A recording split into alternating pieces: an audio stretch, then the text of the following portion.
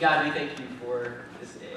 We thank you for the chance to gather around your word and hear from your word. Lord, we pray that these stories that we hear from Scripture would speak to us and would challenge us and would shape us so that we might be more and more the people you've called us to be. Give us eyes to see you and ears to hear you and hearts and minds that are open to what you're doing in this world and what you're doing in our lives. It's in the name of your Son, Jesus, that we pray these things.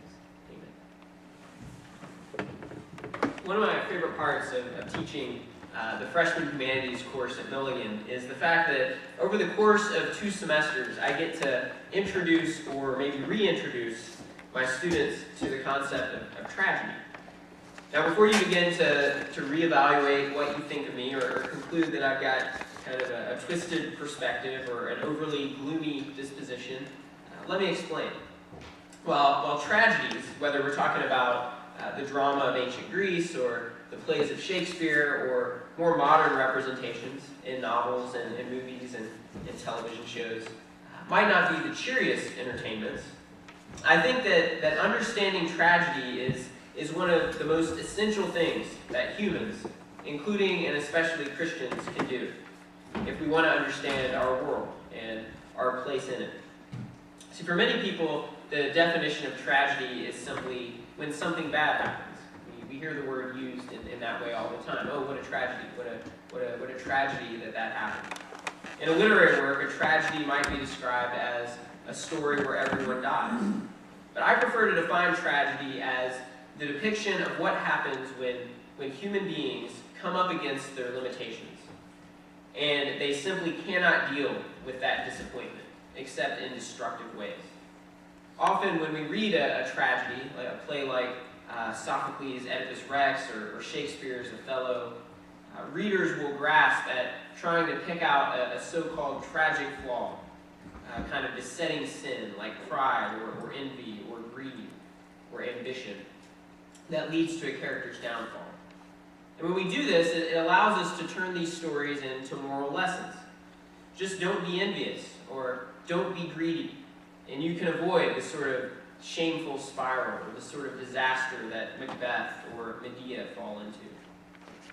But often the characters that we encounter in the tragedies that we read or the tragedies that we watch aren't dealing with just one flaw, so much as they're dealing with a kind of collection of weaknesses, a kind of amalgamation of brokenness that shapes their character, and it makes their downfall all but inevitable.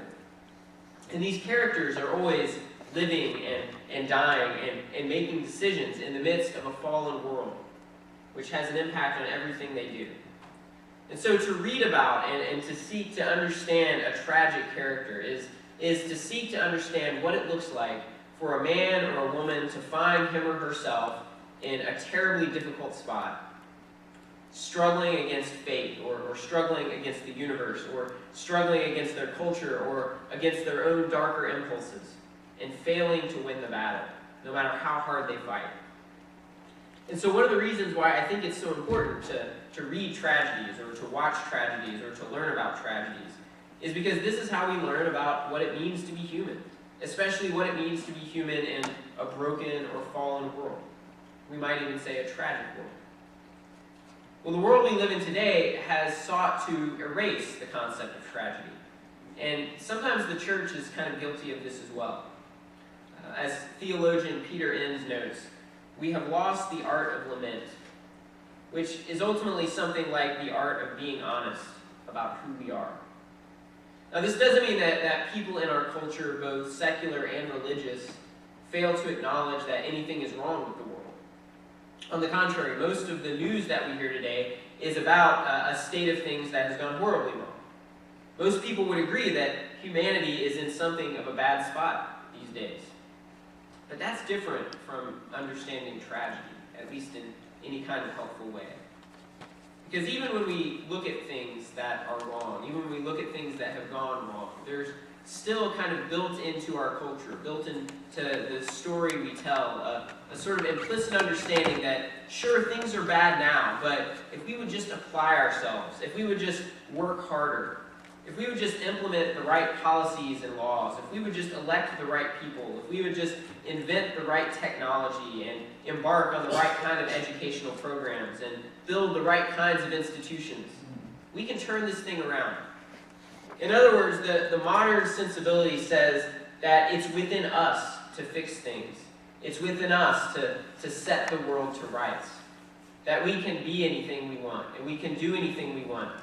And we can define reality however we want to define it. It's up to us.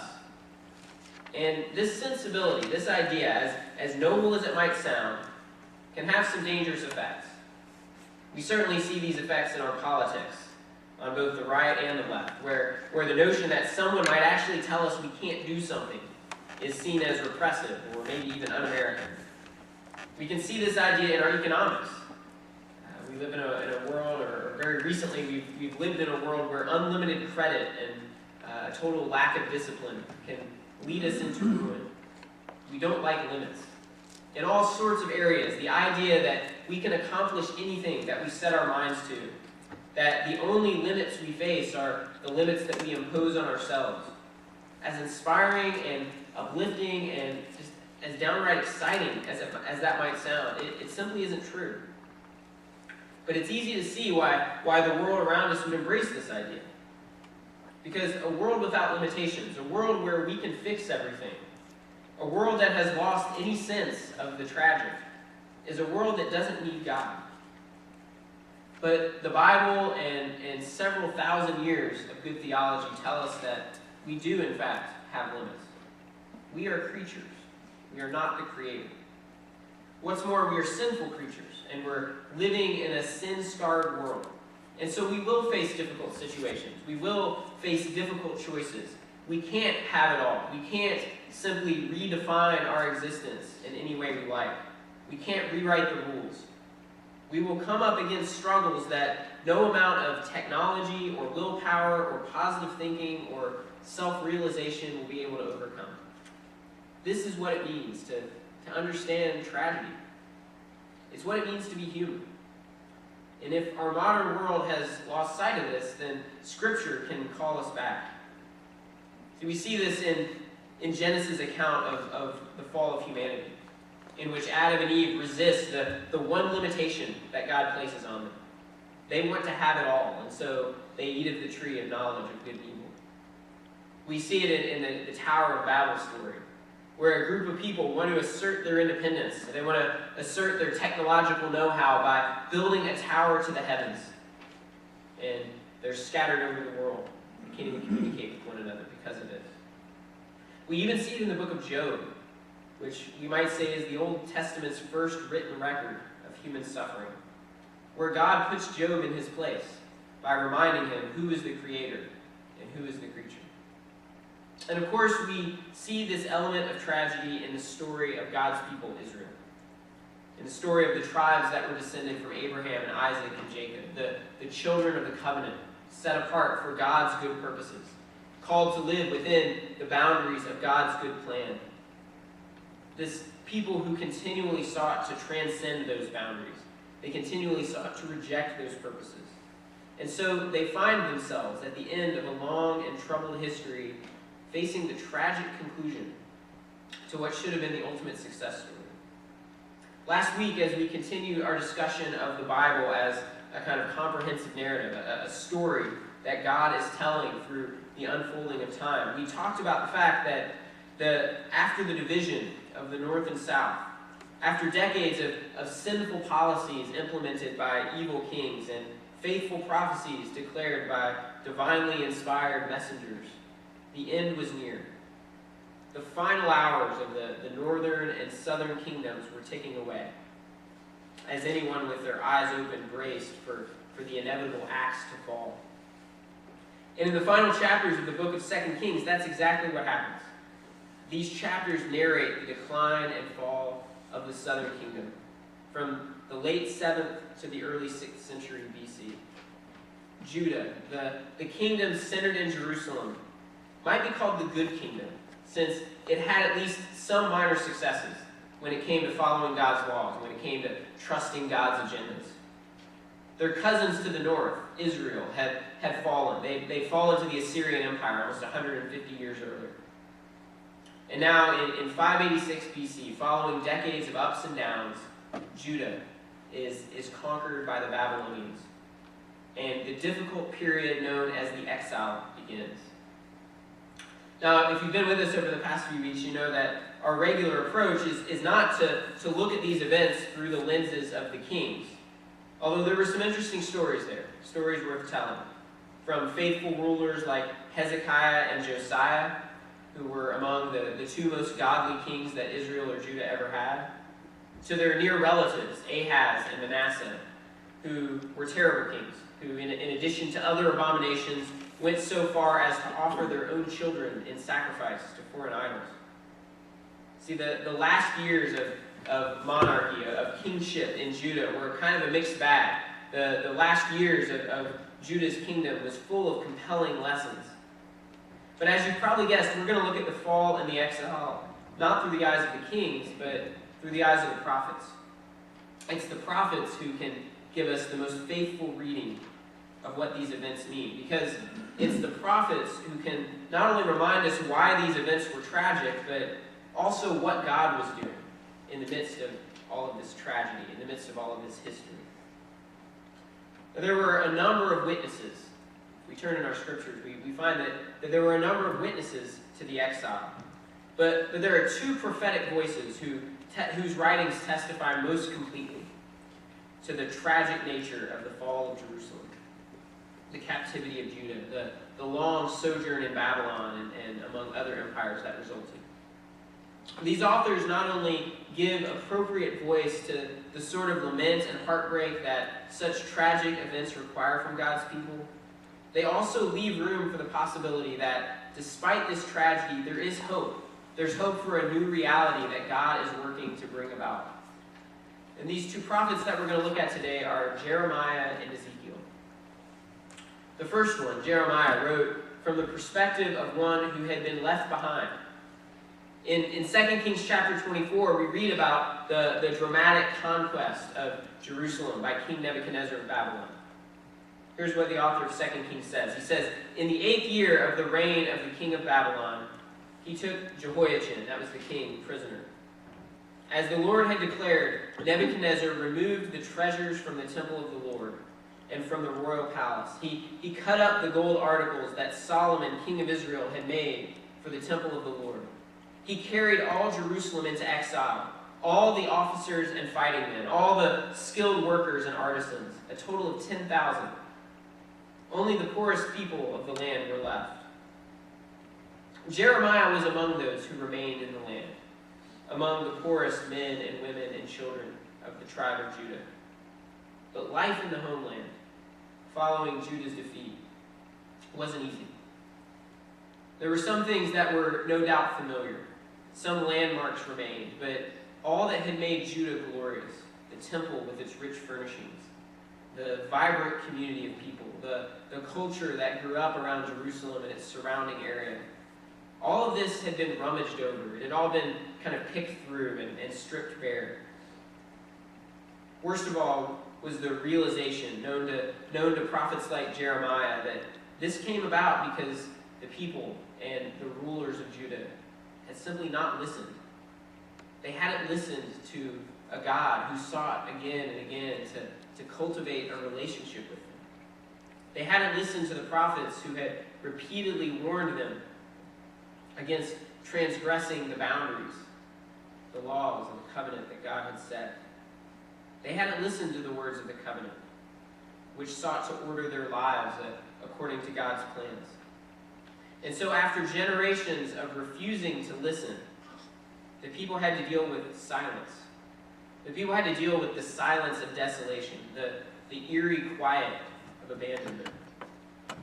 And throughout this time, Jeremiah endured not only the hardships that came with being besieged and conquered. He not only had to deal with the hunger, the fear, the loss of loved ones. Jeremiah also endured persecution from his own fellow citizens of Jerusalem. Even as Babylon was advancing on Jerusalem, Jeremiah languished in prison.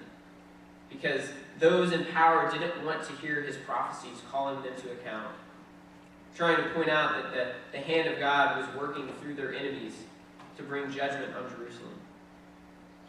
Yet even after all this, Jeremiah was intent on staying in Judah. When the best and brightest from Jerusalem were taken to Babylon, Jeremiah was intent on suffering alongside his people, continuing to offer words of truth, even in the midst of a situation that was descending into chaos. It's no accident that Jeremiah is often called the weeping prophet. In chapter 15 of the book of Jeremiah, we read his account of God's judgment. He says, "Who will have pity on you, Jerusalem? Who will mourn for you? Who will stop and ask how you are? You have rejected me, declares the Lord. You keep on backsliding, so I will reach out and destroy you. I am tired of holding back. I will winnow them with a winnowing fork at the city gates of the land. I will bring bereavement and destruction on my people, for they have not changed their ways." Later on, a book called Lamentations, which may or may not have been written by Jeremiah, but it was certainly inspired by Jeremiah's prophecies. It continues in this vein. It says, "How deserted lies the city, once so full of people. How like a widow is she, who once was great among the nations. She who was a queen among the provinces has now become a slave.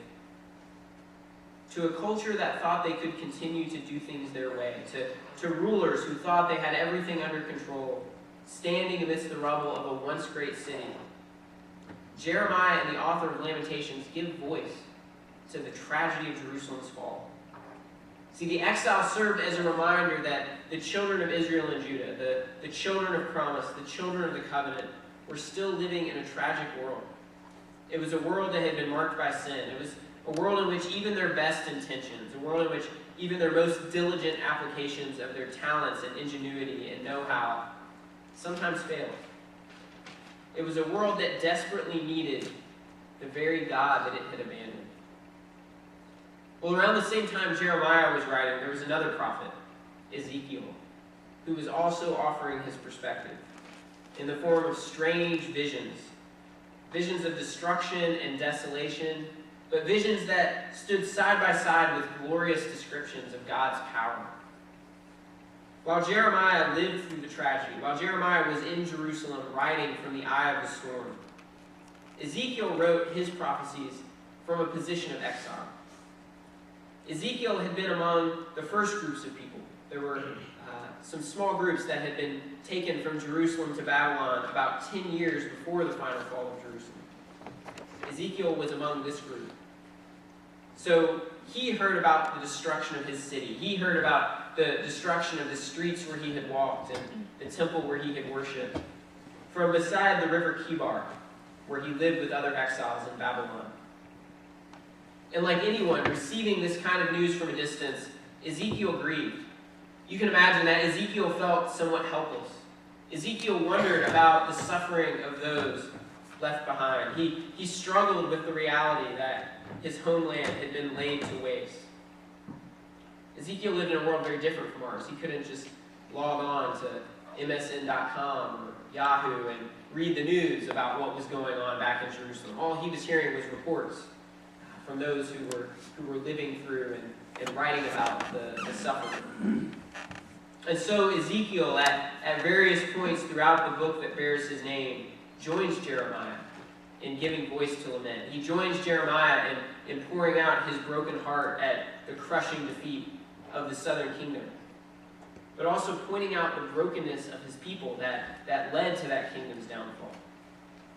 Ezekiel's words, just like Jeremiah, ring true. They ring true with the clarity of prophecy. They don't shy away from the reality that a people who had turned their backs on God are now experiencing life cut off from everything that they had held dear. But if Ezekiel's visions are shot through with images of barrenness and angst, there's also, as with all true prophecy, there's an undercurrent of hope. And this is most evident in Ezekiel's famous vision, maybe his most famous vision, of the Valley of Dry Bones, which is found in chapter 37 of Ezekiel's book. In this vision, one of the most vivid in all of Scripture we read, the hand of the Lord was on me. He brought me out by the Spirit of the Lord and set me in the middle of a valley. It was full of bones. He led me back and forth among them, and I saw a great many bones on the floor of the valley, bones that were very dry. He asked me, "Son of man, can these bones live?" I said, "Sovereign Lord, you alone know." Ezekiel realizes that he has come to his limit. He's come to the limits of his knowledge, his understanding. By showing Ezekiel this vision of desolate dryness, the Lord provokes a response from Ezekiel. He provokes the response that the people of Judah had been unwilling for centuries to give. Sovereign Lord, you alone know. See, this is where tragedy can take us. Tragedy can bring us to a point where we finally lay down our pride and our stubbornness and our arrogance. And we say, "God, we need you. Only you can lift us out of this valley. Only you know how to make these dry bones live." And if we read on in Ezekiel 37, we see that, as we might have expected, God does indeed breathe life into the dry bones. God rattles the bones together. God gives them flesh. God makes these bones rise up and move as a testimony to the hope that he will one day restore his people, that he will one day give them new life, that he will one day bring them back home. The fall of Jerusalem was a profound tragedy for the people of Judah. And it was a tragedy not just because something bad happened. It was a tragedy not just because a lot of people died. It was a tragedy because it showed them that they had forgotten who they were.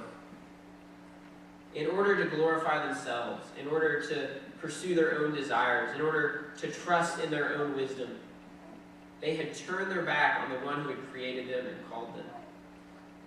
The exile was a tragedy that reminded these people of just how much they needed God. We would do well to read this story, not just as a story of some ancient Jews, but as the story of the people of God. We would do well to accept this story's invitation to lament, to grieve over our shortcomings, to acknowledge our need for a holy and just God. And we would also do well to accept this story's invitation to hope, to realize that when we are most broken, when our situation is at its most tragic, when the bones that surround us are at their driest and most desolate, that's when God is most capable. That's when God's power is most active. And ultimately, that's when God's purposes are most evident in our lives. Please pray.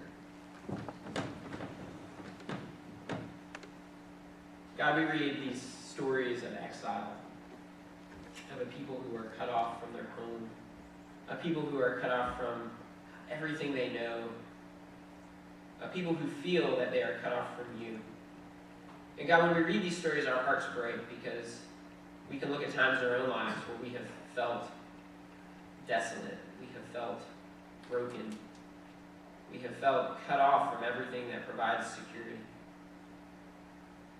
God, I pray that when we read these stories, what we would do is recover the voice of lament, recover the voice that can help us articulate our fallenness, our sinfulness, the struggles that we and those around us endure. But God, I pray that also when we read these stories, we would read them through lenses of hope, because we know that the exile is not the end. We know that our brokenness is not the end of the story. These things are necessary for us to realize our need, for us to realize just how far away we are from you. But Lord, even in these things, maybe especially in these things, you're working to show us your goodness and your mercy and your grace. You're working in the midst of these things to draw us home. And so God, we pray that even in the midst of this tragedy that is sin, this tragedy that so often shapes our world, we would realize the good things that you are doing, the hope that you're restoring, the new life that you're holding out. And we would embrace those things. Give us voices of lament, but also give us songs of hope, that we might know the full story, the story of our fallenness and of your forgiveness. Lord, help us to live each day in the reality of these things and to live each day giving glory to you for all that you've done. It's in the name of your Son, Jesus, that we pray these things.